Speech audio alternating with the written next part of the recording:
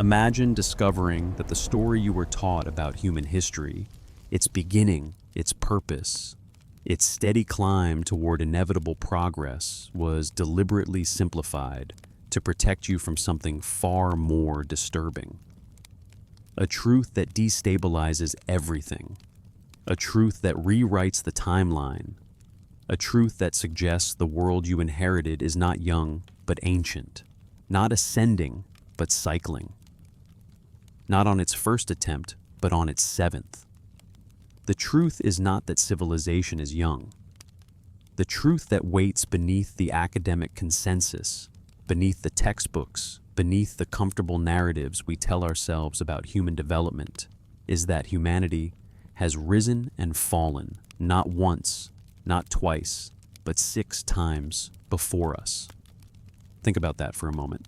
6 times. 6 entire epochs of human civilization, each one potentially as complex as ours, each one potentially as sophisticated, each one potentially understanding things we have yet to rediscover. 6 epochs that rose and then fell with a violence so complete, so catastrophic, that almost nothing survived, except fragments buried in stone, sealed beneath oceans, and encoded in myths we dismissed as fantasy. We are not the first civilization. We are not even the second. We are the 7th, and the forces that erased the 6 before us are gathering again. This is not speculation. This is not wishful thinking or fringe theory. This is a pattern written into the earth itself, waiting to be read by those willing to look closely enough. Before we descend any deeper into this evidence of lost worlds, into these ruins and silences that have shaped what we are, I want to ask something of you. If these kinds of stories speak to you, the ones that make us question everything we've been told about time, about history, about the nature of human progress, then take a second to like this video and subscribe to the channel. Only if the pattern resonates. Only if the questions matter to you. And if you're still awake with me at this hour, wherever you are listening from, let me know. Leave a comment telling me what time finds you here, what hour keeps you company in whatever corner of the world you occupy. I like to picture these thoughts echoing across the globe the same way forgotten truths echo across the ages, moving through the darkness, finding people in the quiet hours when certainty feels thin and questions feel alive. Now let us return together to the ruins and the silence that started all of this. Let us begin with stone, with what the earth itself has preserved when everything else was forgotten.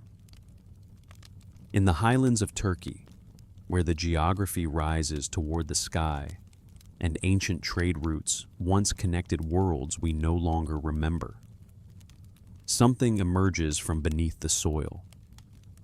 A temple complex, a structure of such age and such sophistication that it forces us to reconsider everything we thought we knew about when human civilization began.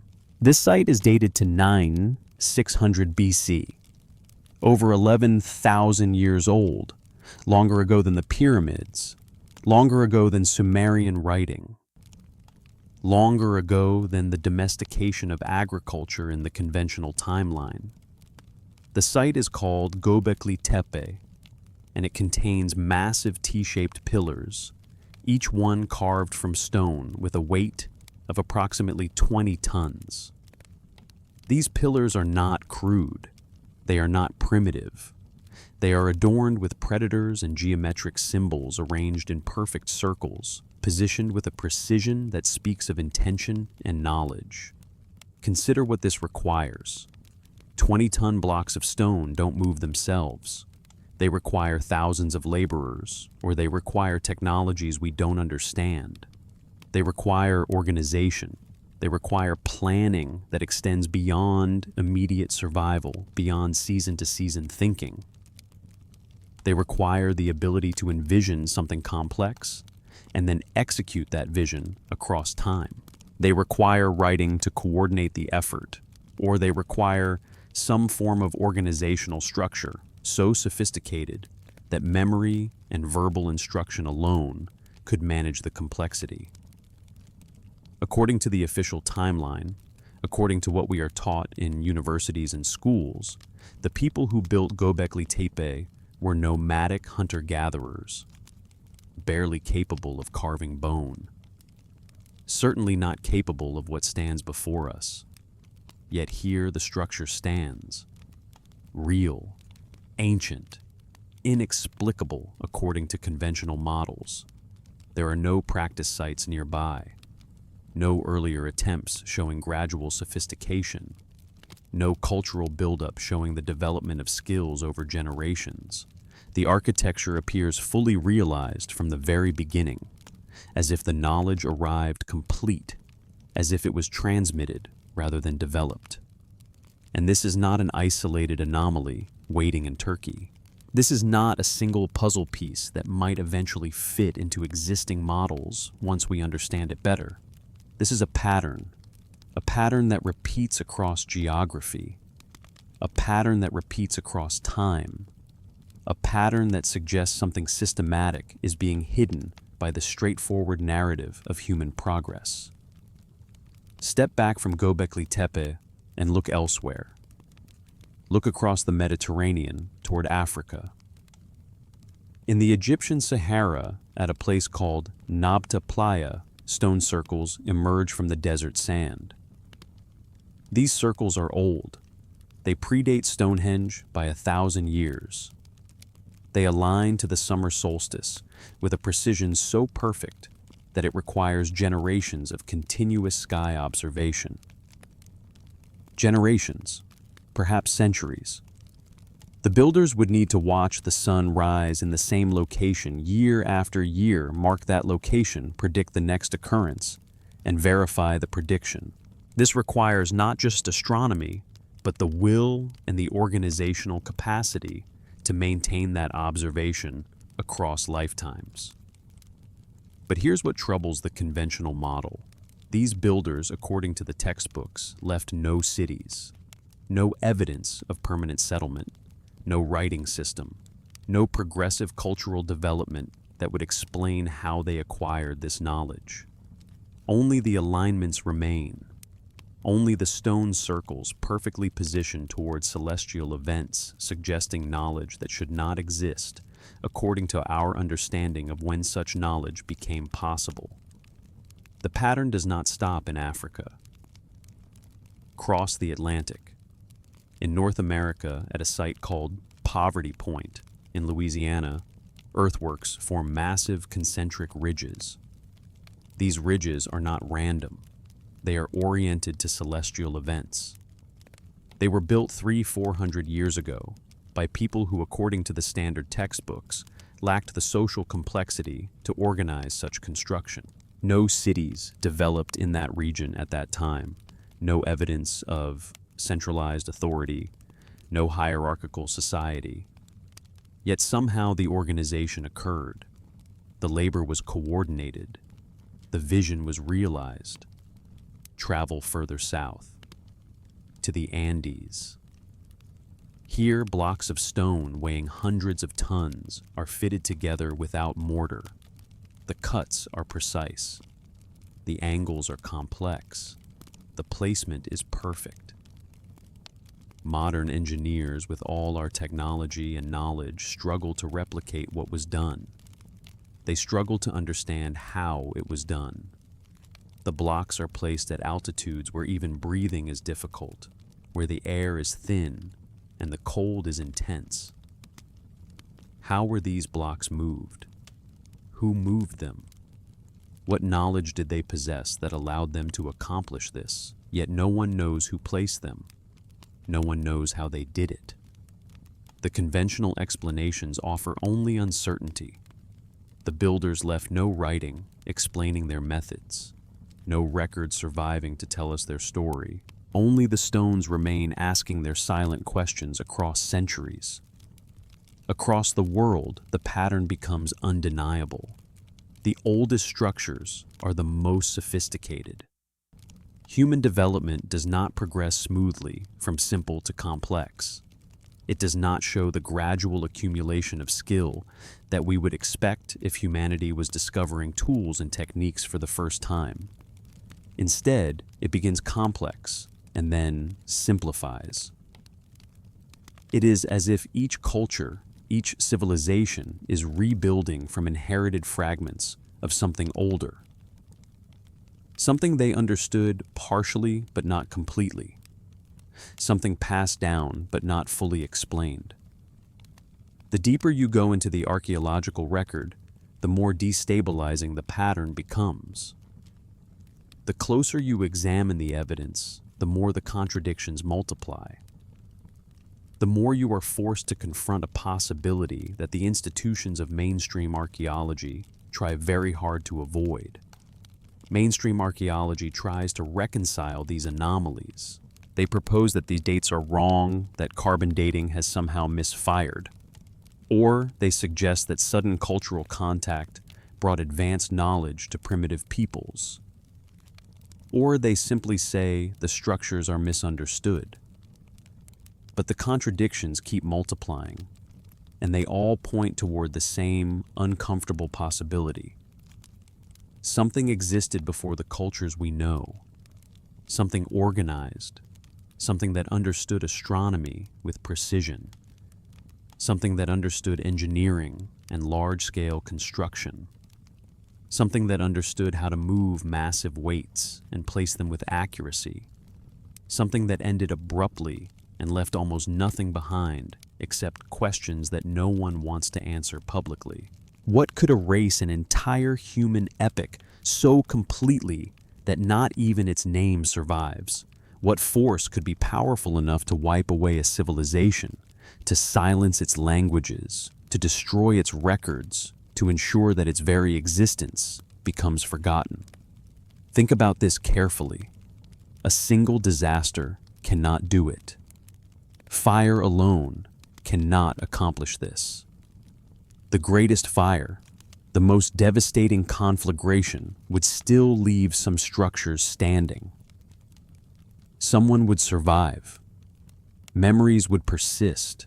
Stories would be told. Fire alone is not sufficient. Floods alone cannot do it. The mightiest flood, the most catastrophic deluge, would destroy lowland civilizations, but those in highlands would persist. Those on mountains would survive. Their knowledge would continue. The flood cannot erase an entire epoch. Ice cannot do it. War cannot do it. No single force acting alone has the power to completely eliminate an entire civilization and erase it from memory so thoroughly that its existence becomes myth, becomes legend, becomes dismissed as fantasy. But imagine something different. Imagine not one force, but a sequence of forces. Imagine fire and flood and ice and darkness all triggered together. Imagine a catastrophe so complete, so overwhelming, that it affects every part of the world simultaneously. Imagine forces older than humanity itself, forces that have repeated in cycles across deep time, gathering their power again.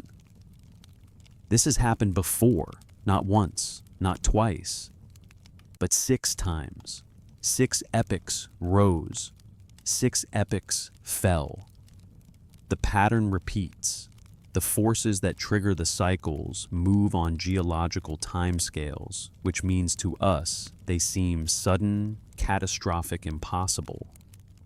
But they are part of a cycle as old as the earth itself.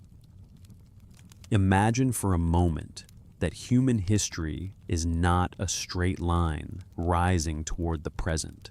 Imagine that it is not a steady climb from darkness into light, from ignorance into knowledge, from primitive simplicity into complex sophistication. Imagine instead that it is a cycle, a great wheel turning. Civilizations rise, spread across the world, develop technologies and knowledge systems, build archives and libraries and monuments. They achieve sophistication. They believe they have secured permanence. And then collapse comes, not gradually, not slowly, but violently. The collapse is so severe that memory itself fractures. Writing systems are lost. Libraries are destroyed. Cities are abandoned.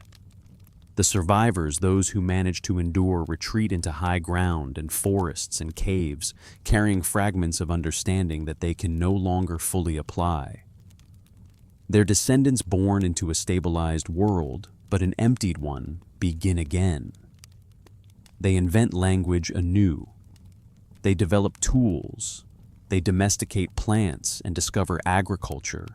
They learn to measure the stars. They believe they are discovering these things for the first time, but they are not discovering, they are remembering. The knowledge is encoded somewhere in their cells, in their inherited anxiety, in their stories, in the deep recesses of cultural memory that persist even when the conscious understanding is lost. They are rebuilding what was before.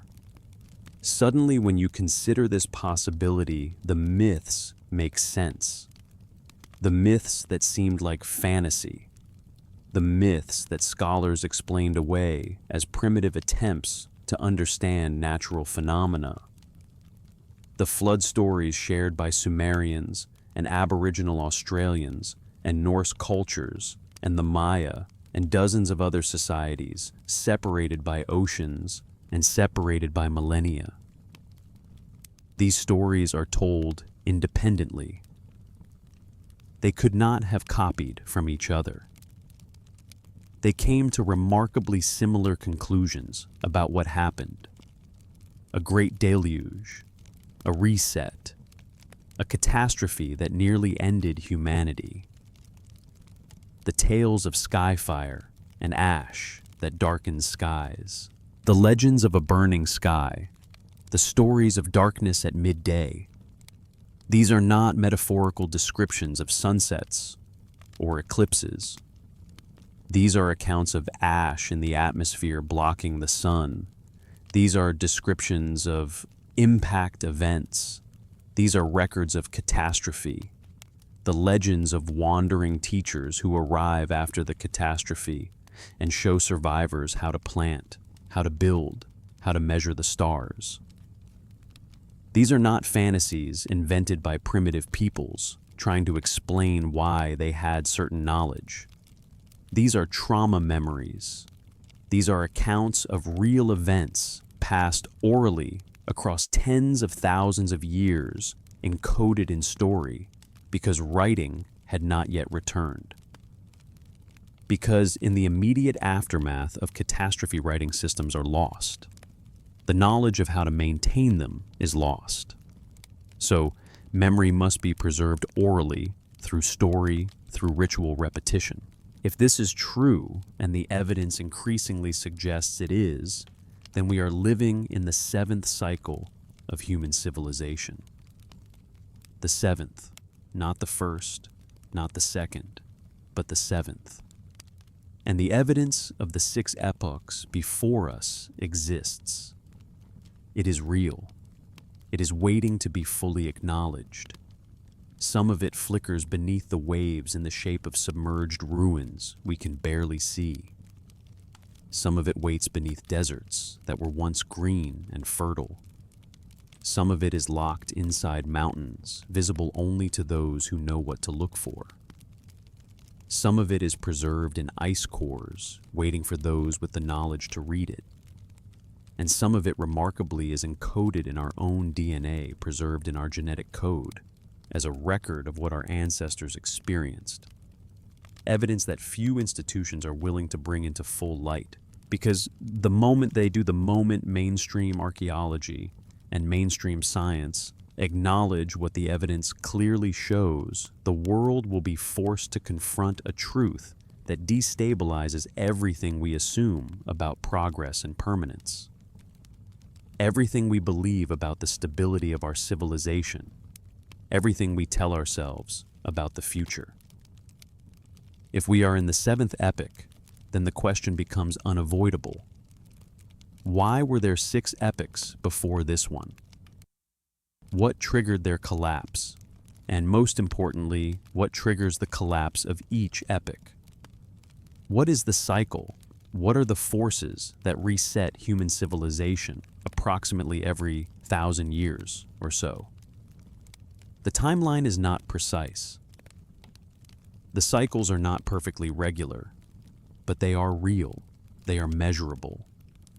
They are written into the geological record and into the sky itself.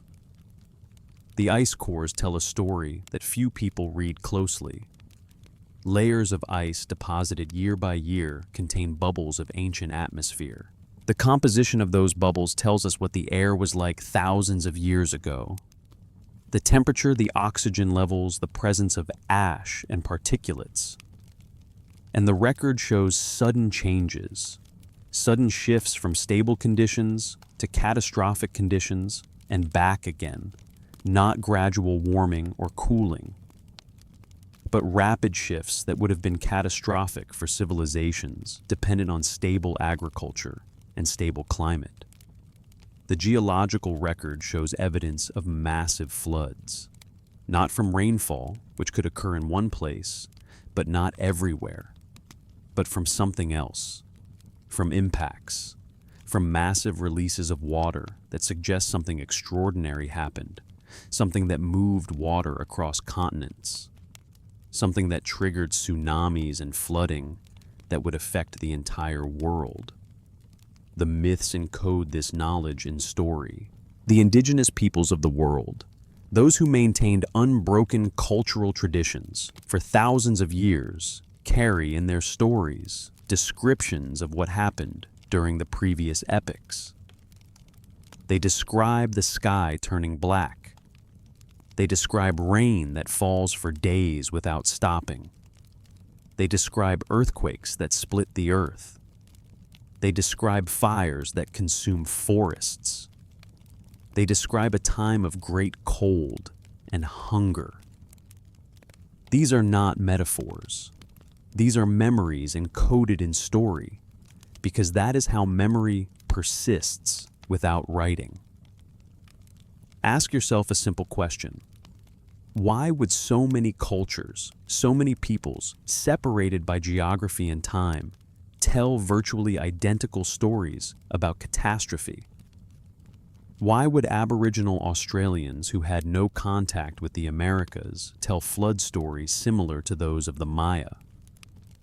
Why would the Norse describe a time of darkness and cold and the end of the world in terms that echo the Sumerian flood myths? The answer is not that one culture copied another. The answer is that they all experienced the same event. They all survived the same catastrophe. They all carried the memory forward in whatever way they could preserve it. The conventional explanation tries to avoid this conclusion. It suggests that humans are pattern-seeking creatures who naturally invent similar stories about natural disasters, like local floods.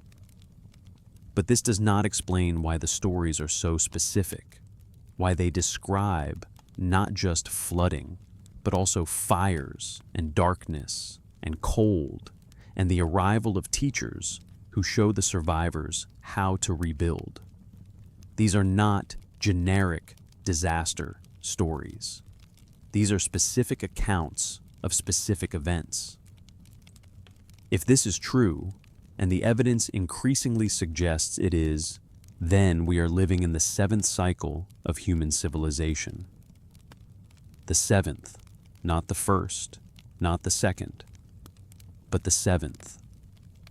And the evidence of the 6 epochs before us exists. It is real. It is waiting to be fully acknowledged. Some of it flickers beneath the waves in the shape of submerged ruins we can barely see. Some of it waits beneath deserts that were once green and fertile. Some of it is locked inside mountains, visible only to those who know what to look for. Some of it is preserved in ice cores, waiting for those with the knowledge to read it. and some of it, remarkably, is encoded in our own DNA, preserved in our genetic code, as a record of what our ancestors experienced. Evidence that few institutions are willing to bring into full light. Because the moment they do, the moment mainstream archaeology and mainstream science acknowledge what the evidence clearly shows, the world will be forced to confront a truth that destabilizes everything we assume about progress and permanence. Everything we believe about the stability of our civilization. Everything we tell ourselves about the future. If we are in the seventh epoch, then the question becomes unavoidable. Why were there 6 epochs before this one? What triggered their collapse, and most importantly, what triggers the collapse of each epoch? What is the cycle? What are the forces that reset human civilization approximately every 1,000 years or so? The timeline is not precise. The cycles are not perfectly regular, but they are real, they are measurable. They are written into the geological record and into the sky itself. The ice cores tell a story that few people read closely. Layers of ice deposited year by year contain bubbles of ancient atmosphere. The composition of those bubbles tells us what the air was like thousands of years ago. The temperature, the oxygen levels, the presence of ash and particulates. And the record shows sudden changes, sudden shifts from stable conditions to catastrophic conditions and back again. Not gradual warming or cooling, but rapid shifts that would have been catastrophic for civilizations dependent on stable agriculture and stable climate. The geological record shows evidence of massive floods, not from rainfall, which could occur in one place, but not everywhere, but from something else, from impacts, from massive releases of water that suggest something extraordinary happened, something that moved water across continents, something that triggered tsunamis and flooding that would affect the entire world. The myths encode this knowledge in story. The indigenous peoples of the world, those who maintained unbroken cultural traditions for thousands of years, carry in their stories descriptions of what happened during the previous epochs. They describe the sky turning black. They describe rain that falls for days without stopping. They describe earthquakes that split the earth. They describe fires that consume forests. They describe a time of great cold and hunger. These are not metaphors. These are memories encoded in story, because that is how memory persists without writing. Ask yourself a simple question. Why would so many cultures, so many peoples, separated by geography and time, tell virtually identical stories about catastrophe? Why would Aboriginal Australians who had no contact with the Americas tell flood stories similar to those of the Maya? Why would the Norse describe a time of darkness and cold and the end of the world in terms that echo the Sumerian flood myths? The answer is not that one culture copied another. The answer is that they all experienced the same event. They all survived the same catastrophe. They all carried the memory forward in whatever way they could preserve it. The conventional explanation tries to avoid this conclusion. It suggests that humans are pattern-seeking creatures who naturally invent similar stories about natural disasters, like local floods. But this does not explain why the stories are so specific, why they describe not just flooding, but also fires and darkness and cold, and the arrival of teachers who show the survivors how to rebuild. These are not generic disaster stories. These are specific accounts of specific events. We are in the seventh epoch.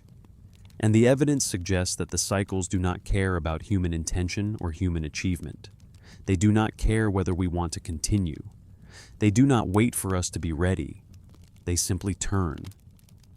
The forces are gathering, not metaphorically, literally. The magnetic poles are drifting faster than at any point in recorded history. The sun is entering a period of reduced activity that previous cycles suggest precedes dramatic climate shifts. Volcanic activity is increasing. Seismic activity is increasing. The ice is melting in ways that suggest the climate is destabilizing. We measure these changes in scientific instruments.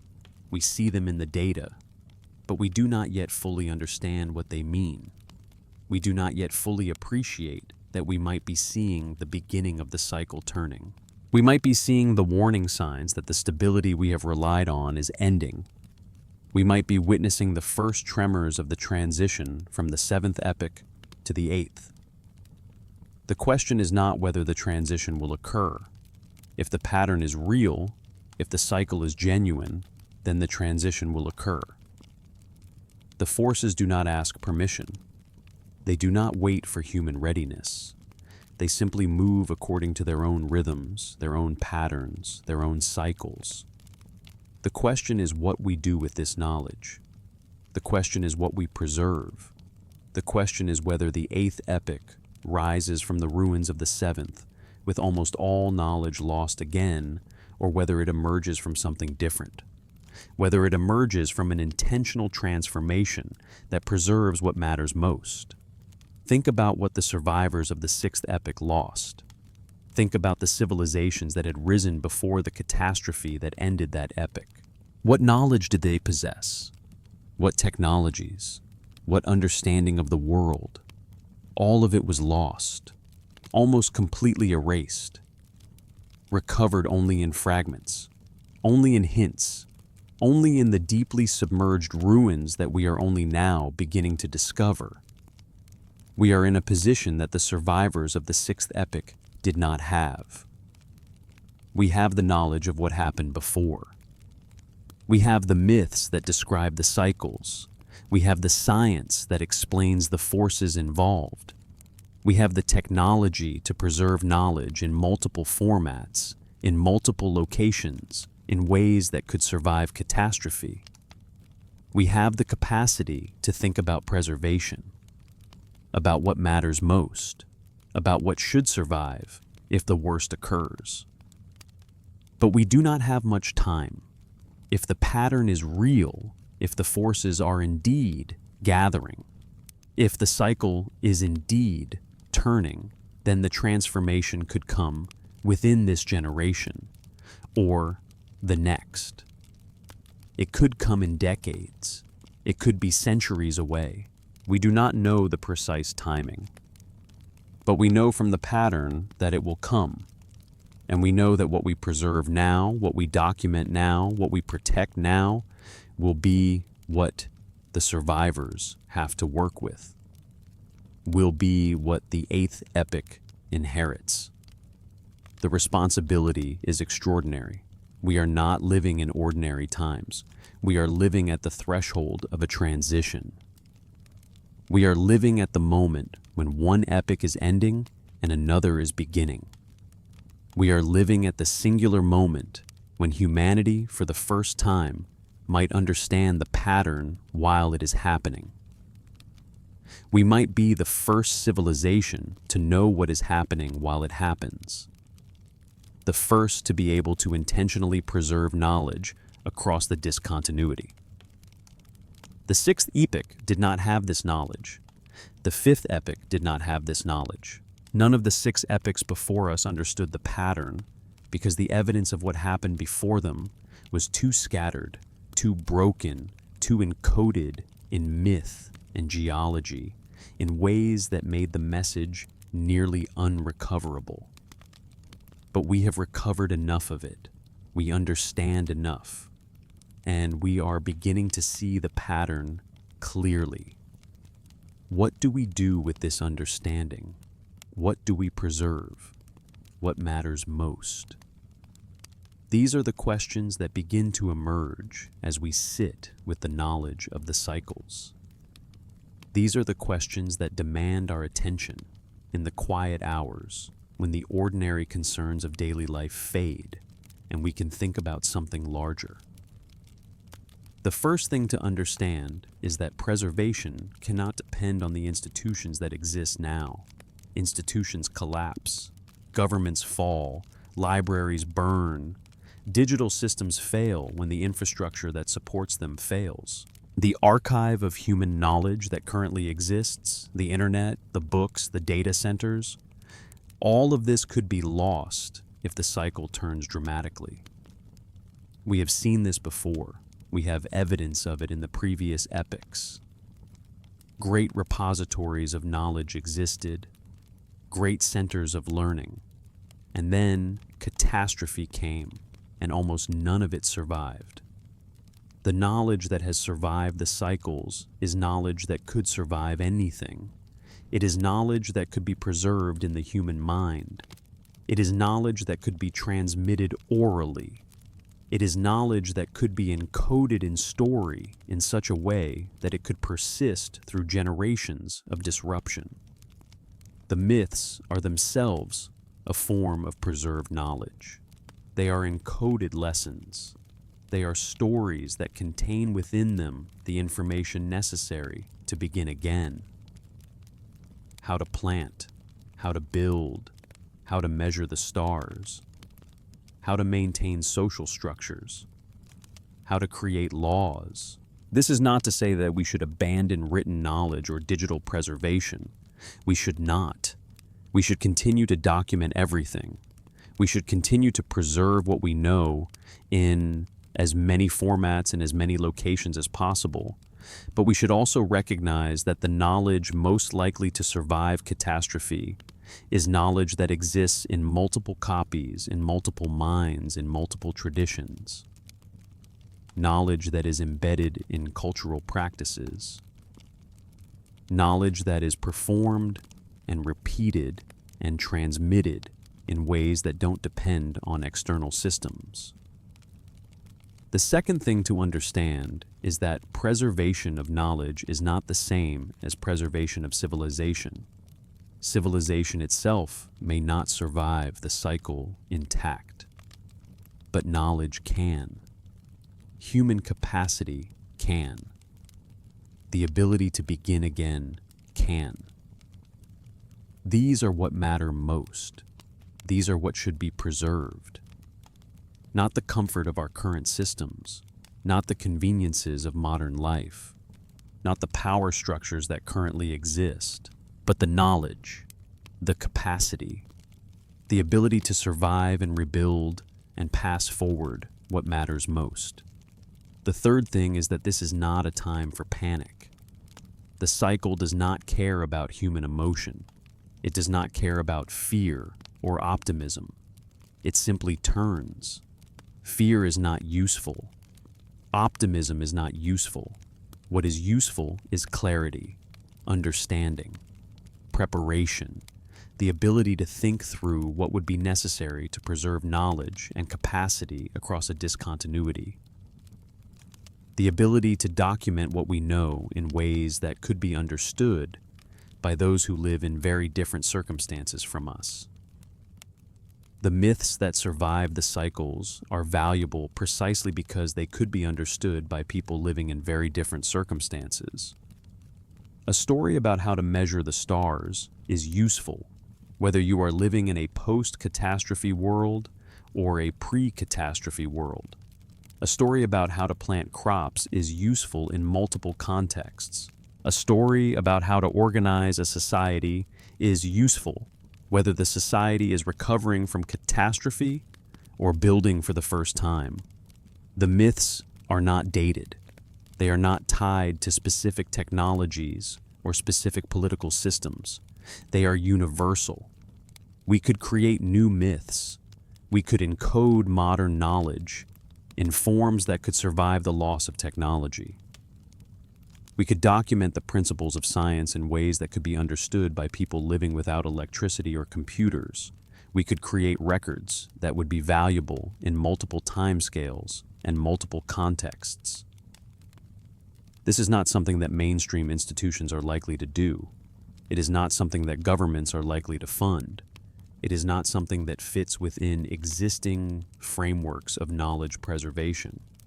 But it is something that could be done. It is something that individuals and small groups could undertake. It is something that could happen if people understood that it mattered. If people understood that we are living in a singular moment when we have the opportunity to be intentional about what crosses the discontinuity, when we can choose what survives. The seventh epoch is not ending because we have failed. Let me be clear about that. The cycles do not turn because of human success or human failure. They turn because they are written into the deep structure of the Earth and the solar system and the cosmos itself. The sixth epoch did not end because the people of the sixth epoch did something wrong. It ended because the cycle turned. The forces aligned. The catastrophe came. And civilization reset. And the seventh epoch began. We are not the cause of what is coming. We may be able to influence what comes next, but we are not the cause of the cycle itself. This is important to understand because it frees us from a certain kind of despair. The despair of thinking that everything depends on us. The despair of thinking that if we just try hard enough, we can prevent what is coming. The cycle will come regardless. The forces will turn regardless of what we do. But this is also clarifying. If we cannot prevent what is coming, we can focus on what we can actually affect. We can affect what we preserve. We can affect what we pass forward.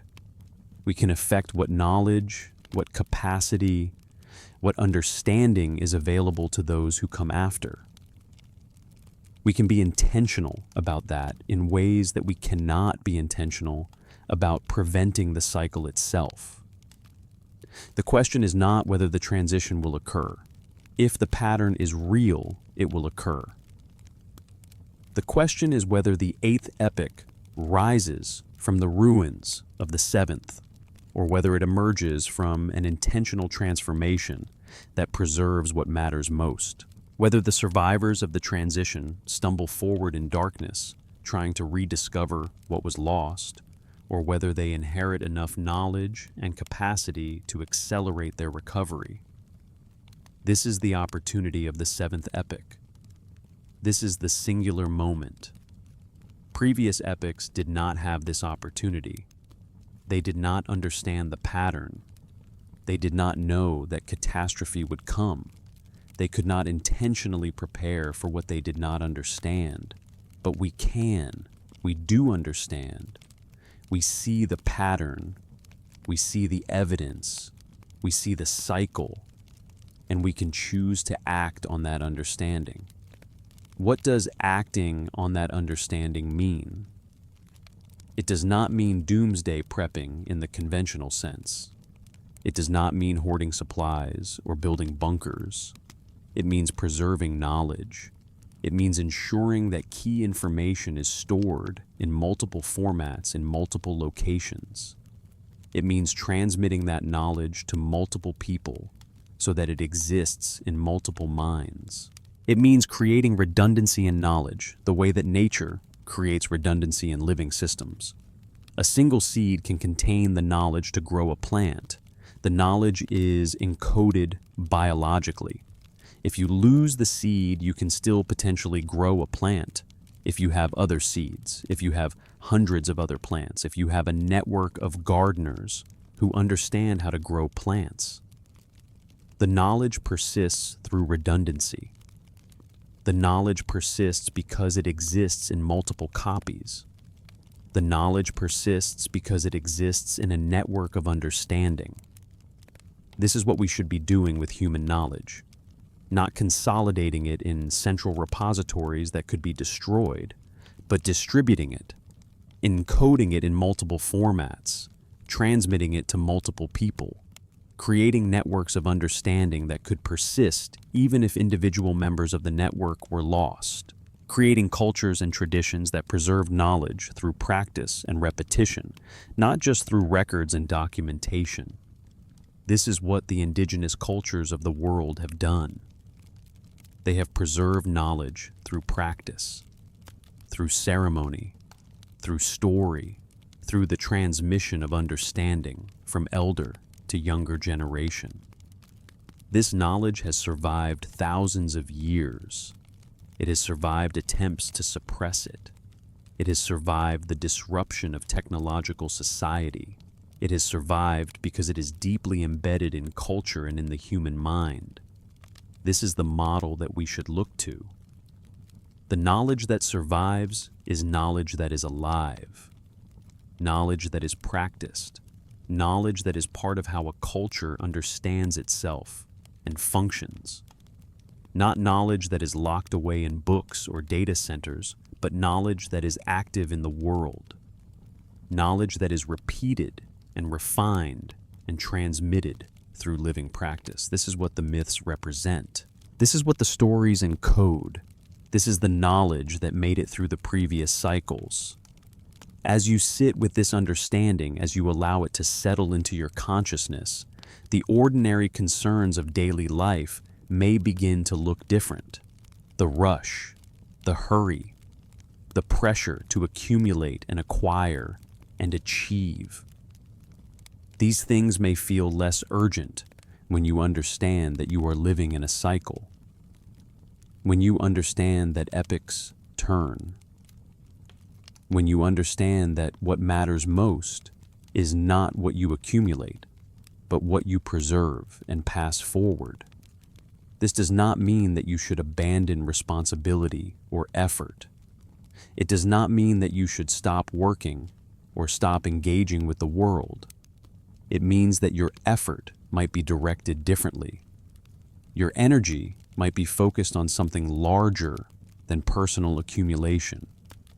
Your attention might turn toward preservation, toward transmission, toward ensuring that what matters most survives. It means recognizing that you are part of a continuity that extends backward through 6 epochs and forward into at least one more. It means understanding that what you do now affects what the survivors of the transition will have to work with. It means taking seriously the responsibility to preserve and to transmit. It means being intentional about what you pass forward.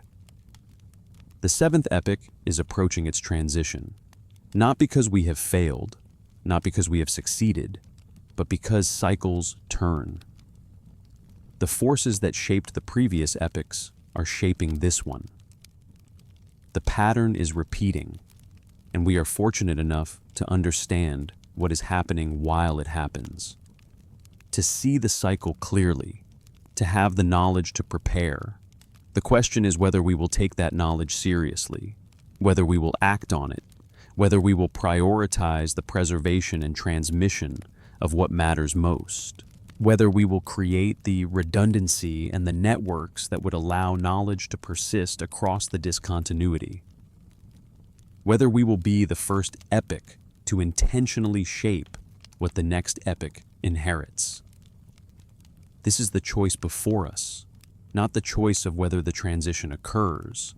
The transition will occur.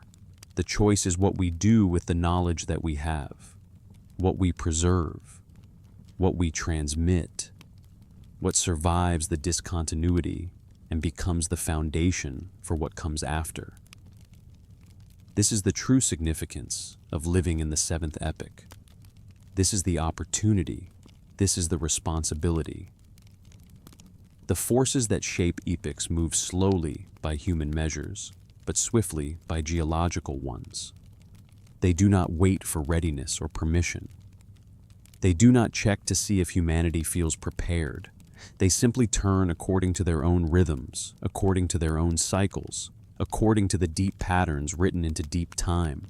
And when they turn, what remains is not determined by strength or dominance or success or failure. What remains is determined by adaptability, by knowledge, by the capacity to carry forward what matters most across the discontinuity. 6 epochs rose before ours. 6 epochs fell. Each one thought it would continue. Each one believed it had achieved something permanent. Each one built what it thought would last forever. And yet, each one ended. Each one collapsed.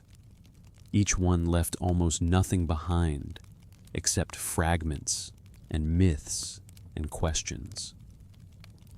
The 7th epoch continues.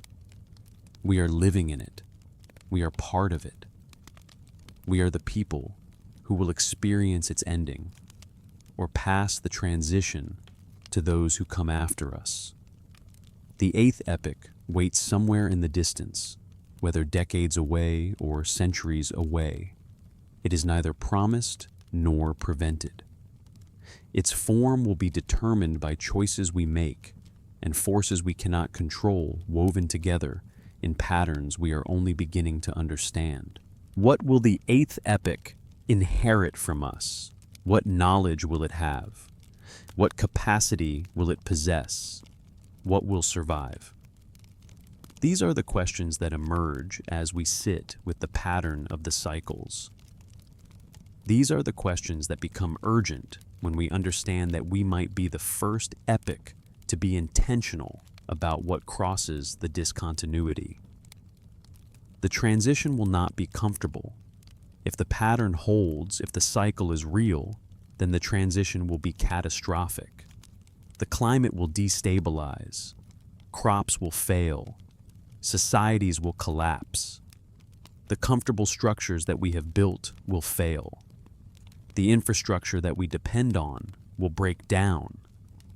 The institutions that we trust will prove inadequate to the crisis. This is not something to hope will not happen. The cycle does not care about our hopes. The cycle turns according to its own logic, according to the deep structure of reality.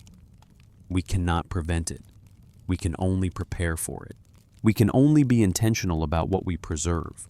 We can only ensure that the knowledge and the capacity and the understanding that matters most has the best chance of surviving. And in the aftermath of the transition, when the survivors begin again, they will inherit what we have preserved. They will have access to what we have transmitted. They will be able to build on what we have documented. They will be able to accelerate their recovery in ways that the survivors of previous transitions could not. Because we are the first epoch to understand the pattern while it happens. We are the first to be able to intentionally preserve across the discontinuity. This is the singular opportunity of the 7th epoch. This is what makes our moment unique, not because we are more advanced or more intelligent than previous epochs, but because we are the first to understand what is happening, the first to see the pattern clearly, the first to have the knowledge necessary to act on that understanding. The question is whether we will take that opportunity, whether we will be serious about preservation, whether we will commit resources and energy to ensuring that what matters most survives, whether we will be willing to look beyond the comfortable narratives of progress and permanence and see what the evidence actually tells us. The myths have guided us this far. The myths encoded in story by the survivors of previous epochs, preserved through tens of thousands of years of oral transmission, have brought us the knowledge that we need to understand what is happening. The myths pointed toward the cycle. The myths told us that catastrophe would come. The myths showed us that what matters is not the civilization itself, but the knowledge and capacity that can be transmitted across the discontinuity. We should listen carefully to these myths, not as fantasy or entertainment, but as preserved wisdom, as knowledge encoded in story by people who lived through what is coming, people who survived, people who understood what mattered most, people who committed themselves to transmitting that understanding across the generations and across the cycles. The myths are telling us that the eighth epoch will come, not as doom, not as ending, but as transformation, as transition, as the natural turning of the cycle. And what emerges from that transition will depend on what we preserve now, what we transmit now, what we prioritize now. The responsibility is clear. The knowledge is available. The time is now. We exist at a singular moment in the human story. Not the beginning, not the first attempt, but the seventh attempt. A moment when we have the knowledge to understand what is happening. A moment when we have the capacity to preserve what matters most. A moment when we can choose to be intentional about what the eighth epoch inherits. This is not knowledge that comes with comfort. It does not offer reassurance about the future. It does not promise that everything will be fine if we just continue on as we are. It comes with difficulty. It comes with the weight of understanding that civilization is not permanent, that epochs end, that the forces beyond human control will continue to turn regardless of what we want or believe or hope. But it also comes with clarity. It comes with purpose. It comes with the knowledge that what we do matters, that our preservation efforts matter, that our transmission of knowledge matters, that the choices we make now about what we prioritize and what we preserve will affect the course of human history in ways that we cannot fully predict or control. This is the responsibility of the seventh epoch. This is the opportunity as you settle into the quiet hours of this night, wherever you are listening, from whatever time finds you awake, and thinking about these things. Consider this.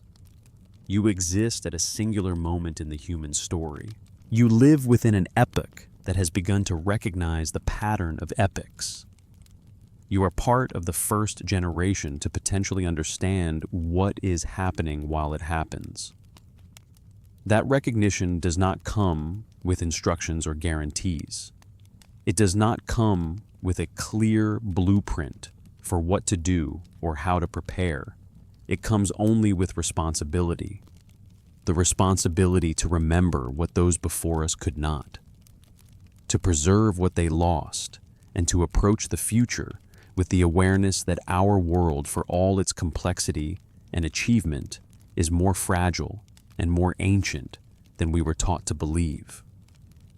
More fragile because it is built on the assumption of stability that is not guaranteed. More ancient because the humans who built it are the seventh generation of humans, not the first. The forces that shape epochs move slowly by human measures, but swiftly by geological ones. They do not wait for readiness or permission. They do not check to see if we are ready to face what is coming. They simply turn according to their own rhythms. And when they turn, when the transition comes, what remains is not determined by strength or dominance. What remains is determined by adaptability, by knowledge, and by the capacity to carry forward what matters most across the discontinuity.